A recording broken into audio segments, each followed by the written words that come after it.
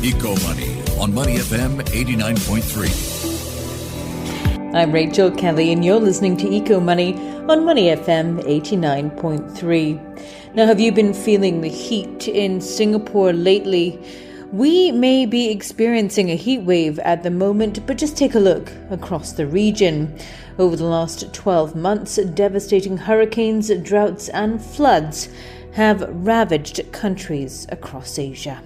And these will only intensify with climate change.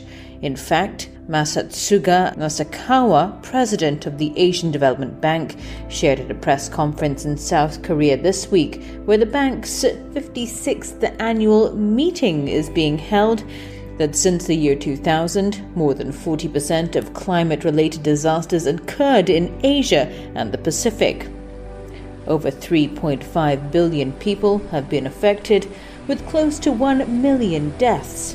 And, taking a look into the future, by 2050, another 1 billion people living in urban areas within our region are expected to suffer from harmful air pollution and heat stress.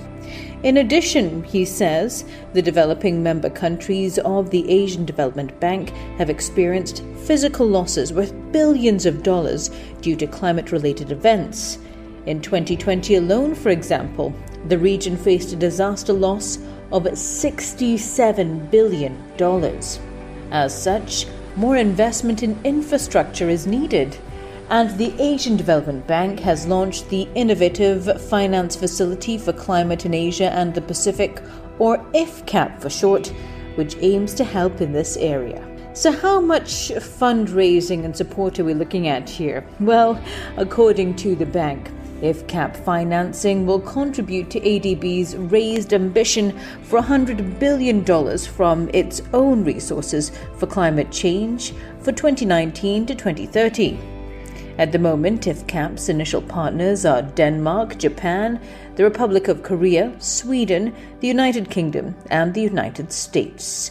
Those partners are in discussions with ADB about providing a range of grants for project preparation along with guarantees for parts of ADB's sovereign loan portfolios.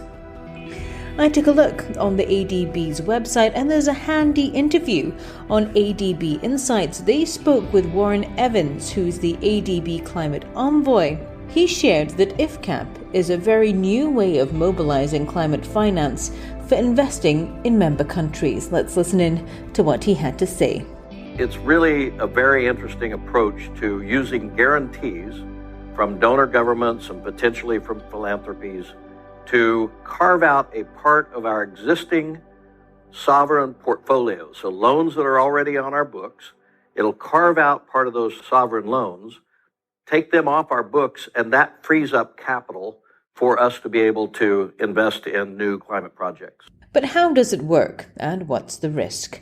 Well, according to the ADB, the reduced risk exposure created by the guarantees will allow it to free up capital to accelerate new loans for climate projects.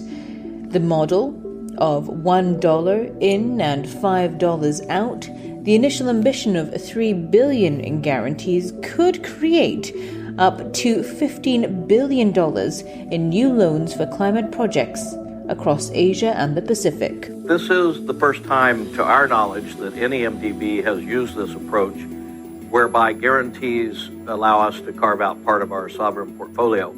So what happens is, basically a guarantee, let's say, of $1 billion, will allow us to free up about $4 to $5 billion of climate finance for new projects. And this is the first time that climate finance is being leveraged in this way. So normally, climate finance means $1 into a GCF or a climate investment fund or some similar facility results in $1 out. But for us, what we're getting is $1 in and $4 or $5 out. And another part of this that's very interesting is that because this is part of our sovereign portfolio, we have a very good track record, almost no defaults on our sovereign lending. And so the likelihood is that the donor that puts in $1 will get that $1 back. In case you're wondering, MND stands for Multilateral Development Bank. So infrastructure is a very wide term. The question is, where's the money going? And that question was asked to Warren Evans, ADB Climate Envoy, on the ADB Insights. Here's what he had to say. The climate finance mobilized through IFCAP will be similar to our ordinary capital resources, so our OCR. That means it's not super soft. It's more concessional, obviously, than commercial finance, but it's not grant or highly concessional finance.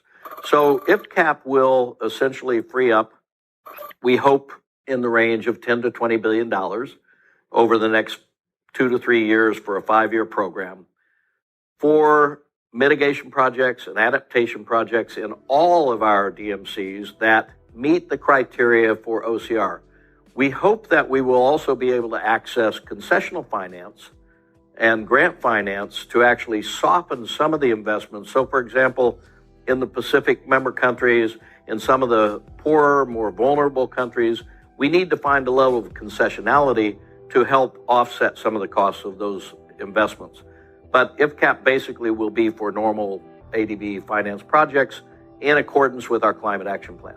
ADB has also announced that it will fully align its operations with the Paris Agreement by no later than 2025 and expand investments in renewable energy options. I'm Rachel Kelly, and this has been Eco Money on Money FM 89.3, and now you're up to date on the latest eco news.